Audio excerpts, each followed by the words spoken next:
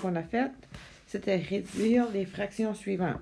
Donc, on sait qu'on peut diviser 7 par 7, ça nous donne 1. On peut aussi diviser 35 par 7, qui nous donne 5. Le prochain, on peut diviser 15 divisé par 15 nous donne 1. 75 divisé par 15, ça nous donne 5. Et le prochain, on peut utiliser un facteur commun, donc 3. 3 divisé par 3 nous donne 1. Et 63 divisé par 3 nous donne 21. Convertir les fractions suivantes en décimales et arrondir au centième près. Donc, pour convertir une fraction en décimale, on doit diviser le numérateur par le dénominateur.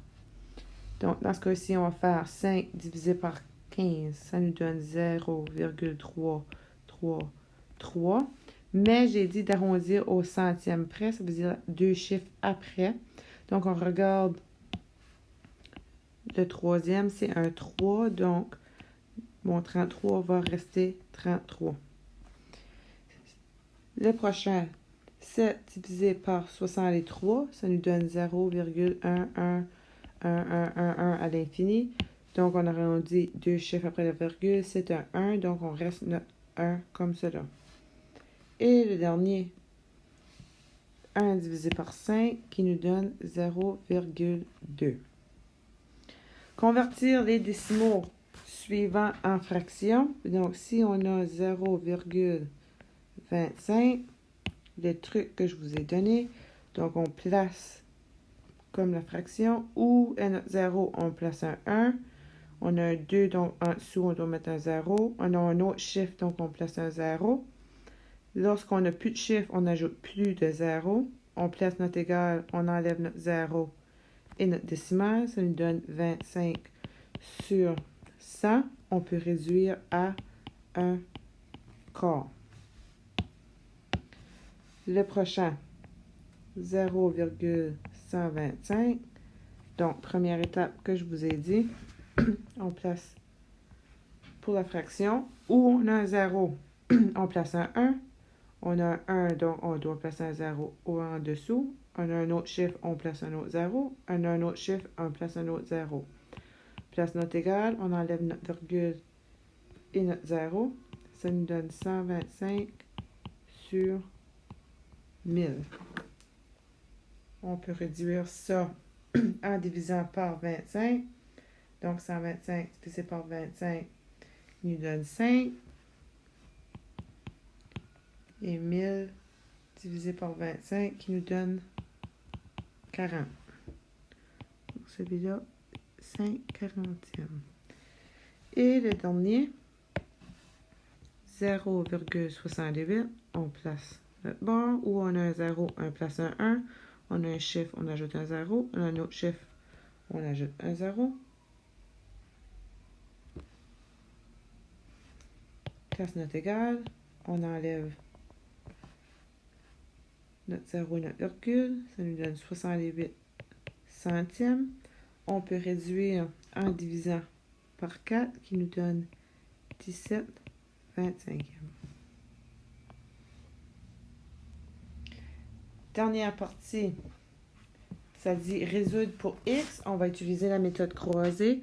Donc, on part toujours de notre variable. X fois 25 nous donne 25x.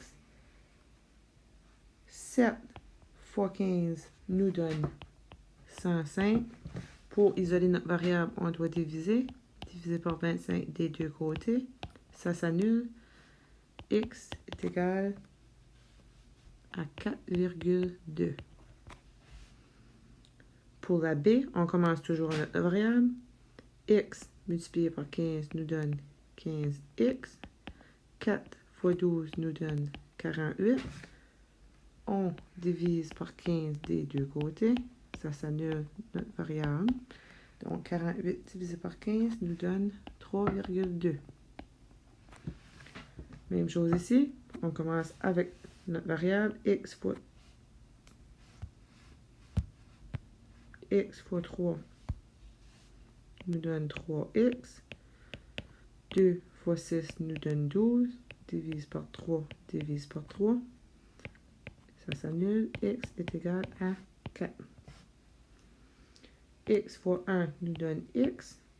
Place notre égal. 5 fois 6 nous donne 30. X est égal à 30. X fois 6 nous donne 6x. 4 fois 3 nous donne 12. Divise par 6 des deux côtés. Ça s'annule. X est égal à 2.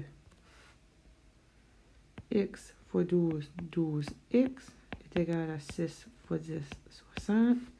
Divise par 12, divise par 12. X est égal à 5. Commence avec notre variable. Y et 2 nous donne 2. Y, 7 fois 6, 42. Divisé par 2, divisé par 2. Y est égal à 21. Et le dernier, W fois 20 nous donne 20W est égal à 4 fois 5, 20. On divise par 20 des deux côtés.